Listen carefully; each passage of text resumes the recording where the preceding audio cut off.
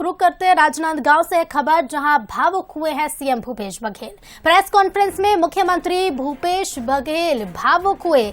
उन्होंने कहा कि सीएम बनने की मैंने बहुत कीमत चुकाई है, मुझे जेल जाना पड़ा, मेरी मां को थाने में बिठाया। सीएम ने कहा कि मेरे खिलाफ ईडी सीबीआई का दुरुपयोग किया गया, लेकिन मैं डरने वाला नहीं हूं। तो राजनांदगांव में एक प्रेस कॉन्फ्रेंस में मुख्यमंत्री भूपेश बघेल भावुक नजर आए। उन्होंने कहा कि सीएम बनने की मैंने बहुत कीमत चुकाई है। क्या कुछ कहा है, आपको सुनवाते हैं। पिछले समय जब प्रदेशाध्यक्ष था तब भी लोग कह रहे थे कि रमन सिंह के क्षेत्र में नहीं आएंगे, लेकिन उसके क्षेत्र में आया, बड़ी कीमत चुकानी पड़ी थी मुझे, न केवल मुझे बल्कि मेरे साथियों को भी।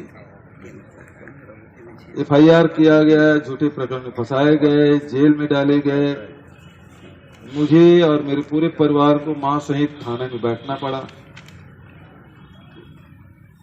मेरी पूरी संपत्ति की जांच कराई, घर की जांच कराई, मां कभी थाने नहीं गई थी, उसको बिठा दिया गया। बड़ी कीमत चुकाया मैंने, डरता नहीं मैं।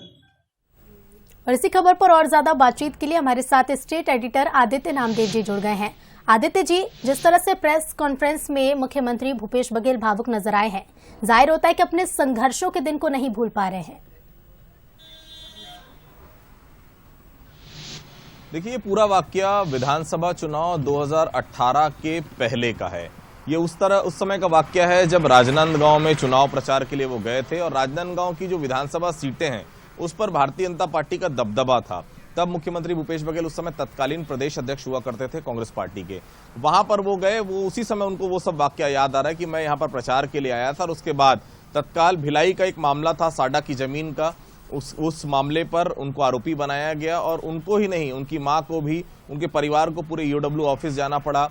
उसके बाद एक और प्रकरण आया था जिसमें उन्हें जेल तक जाना पड़ा। तो उन्होंने बताया कि राजनांदगांव में प्रचार के लिए जब मैं 2018 में आया था, कितनी बड़ी कीमत मुझे चुकानी पड़ी और वो कीमत मैं आज भी चुका रहा हूं। उस समय मैं विपक्ष में था तो कीमत चुकाई, आज मैं मुख्यमंत्री हूं, लेकिन अब केंद्र सरकार ईडी और आईटी के जरिए मुझे परेशान कर रही है, मेरी सरकार को परेशान कर रही है, हम सभी को प्रताड़ित की है। मैं उस समय भी नहीं डरा था, मैं इस समय भी नहीं। देखिए, राजनांदगांव में इस बयान के बहुत अलग मायने हैं। राजनांदगांव में क्यों मायने हैं? राजनांदगांव पूर्व मुख्यमंत्री डॉक्टर रमन सिंह का विधानसभा क्षेत्र है, इसलिए इस बयान के और मायने। चूंकि पूर्व मुख्यमंत्री वहां से जीतते आए हैं, 15 साल लगातार मुख्यमंत्री रहे हैं, उनके गढ़ में जाकर ये बातें बोलना मतलब बेहद साफ है। अगली बार सीधा टारगेट विधानसभा चुनाव राजनांदगांव को लेकर है कि राजनांदगांव में भी विधानसभा चुनाव में कांग्रेस का प्रत्याशी जीते। वो माहौल बनाने की कोशिश और कहीं ना कहीं ये बताने की कोशिश है कि जितना भी आप मेरे साथ अन्याय कर लीजिए, परिवार के साथ अन्याय कर लीजिए, मैं आज भी खड़ा हूं, कल भी खड़ा हूं और आगे भी इन सब अन्याय के खिलाफ, चाहे ईडी ले आइए, चाहे सीबीआई ले आइए, चाहे आईटी ले आइए,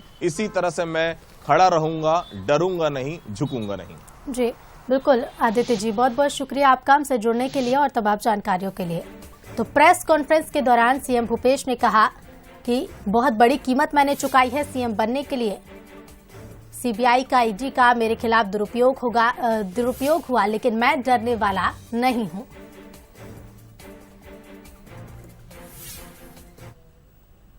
तो